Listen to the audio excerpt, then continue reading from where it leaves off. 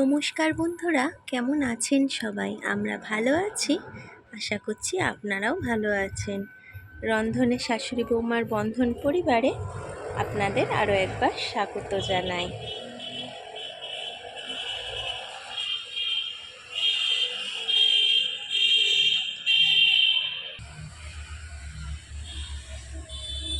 আজকে শুভ দীপাবলি, সবাইকে জানাই শুভ দীপাবলির অনেক অনেক প্রীতি, শুভেচ্ছা ও আন্তরিক ভালোবাসা।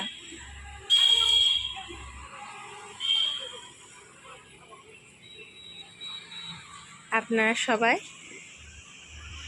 দীপাবলির আলোয় আলোকিত হয়ে উঠুন।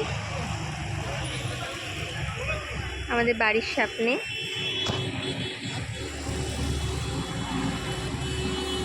কালী পুজোর প্যান্ডেল হয়েছে, সেখানে মাও চলে এসেছে। রাতে বোধহয় পুজো হবে।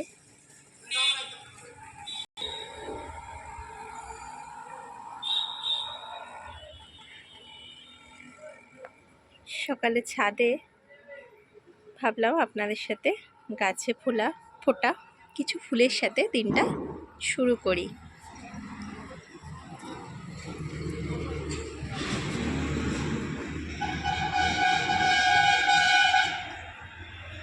আমাদের গাছের ফুলগুলো কেমন লাগে আপনাদের দেখতে অবশ্যই জানাবেন কমেন্ট করে।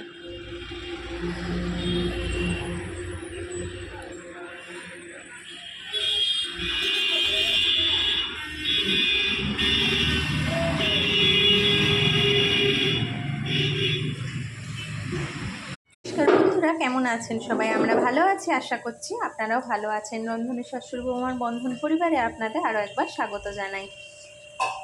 সন্ধ্যাবেলা টিফিনে আজকে একটু ছোলা আলু সিদ্ধ করে রেখেছি জল ঝরিয়ে, সেটা একটু ভাজবো। এইভাবে করে একটু মুড়ি খেয়ে দেখবেন, ভালো লাগে মুড়ি খেতে সন্ধ্যাবেলা। প্রথমে ছোলা আলুটা সিদ্ধ করে আমরা জল ঝরাতে দিয়েছি, আর এদিকে একটু সর্ষের তেল বসিয়ে গরম করে নিয়েছি। দিয়ে দিচ্ছি একটা শুকনো লঙ্কা অর্ধেক করে কেটে। এবার ওই তেলের মধ্যে দিয়ে দেব খুব সামান্য একটু হলুদ, একটু গোলমরিচ, ব্যাস। এবার দিয়ে দিচ্ছি ছোলা আলু সিদ্ধটা।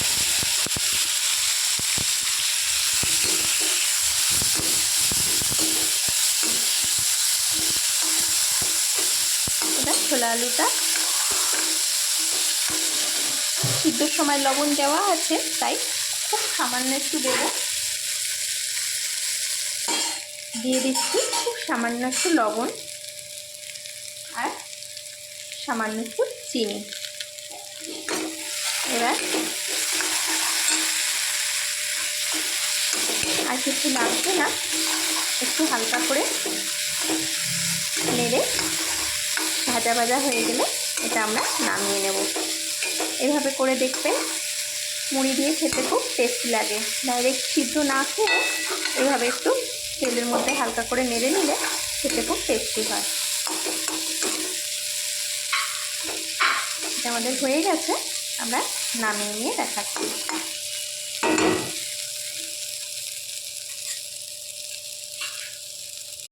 এই দেখুন বন্ধুরা, ছোলা আলু ভাজাটা একদম রেডি হয়ে গেছে, আমরা পরিবেশন করে দিয়েছি। দেখুন তো কেমন হয়েছে। এইভাবে কখনো বাড়িতে ভেজে দেখবেন, সিদ্ধ ছোলা আলুকে দিয়ে মুড়ি দিয়ে খেতে খুব টেস্ট লাগে। সন্ধ্যার টিফিনে এক একদিন অন্যরকম কিছু খেতে মন হলে মুড়ির সাথে চানাচুর বা তেলে ভাজা ছাড়া এটা একটু বাড়িতে বানিয়ে নিতে পারেন। স্বাস্থ্যকরও বটে আর খেতেও খুব টেস্টি। রান্নাটি যদি ভালো লেগে থাকে আমাদের চ্যানেলটি লাইক, সাবস্ক্রাইব এবং শেয়ার করে দেবেন।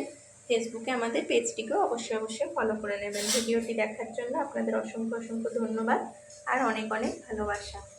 আজ তাহলে আসি, আবার দেখা হবে অন্য কোনো দিন অন্য কোনো নতুন রেসিপি নিয়ে। ততক্ষণ আপনারা ভালো থাকুন, সুস্থ থাকুন।